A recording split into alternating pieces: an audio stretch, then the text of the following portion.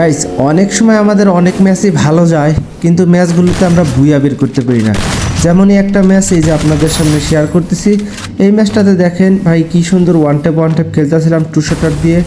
আর র্যাঙ্কের মধ্যে one tap খেলা আসলেই বোকামি, কারণ ভাই একটা ডান থেকে মারে, একটা বাম থেকে মারে, বডি শটে মারে, এক একজন এক এক রকম মারে।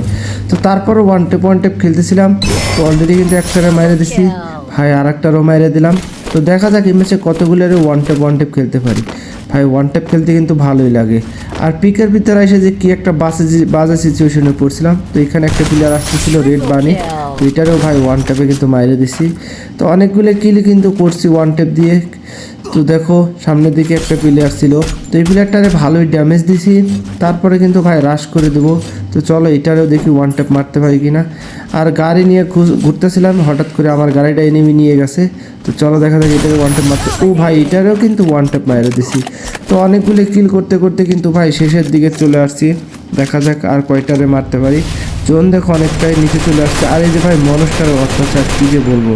দেখো ভালো ম্যাচটা যাচ্ছিল, হঠাৎ করে প্লেয়ার একটা চলে আসছে। তো এর সাথে ওয়ান ট্যাপ খেলতেছিলাম, কিন্তু কি হয় আমার সাথে দেখো, আমার সামনে পিছে কিন্তু অনেক জায়গায় প্লেয়ার ছিল। দেখা যাক এইটারে কি মারতে পারি কিনা। ভাই ওর কাছে স্কাইলার ছিল, দেখুন এইখানে কিন্তু আমি যখন ওয়ান ট্যাপ মারতে গেছি তখন কিন্তু অনেক ড্যামেজ খেয়ে গেছি। আরও ইউপের থেকে হেডশটটা লাগায় এখানে ম্যাচটা মারা খেয়ে গেলাম।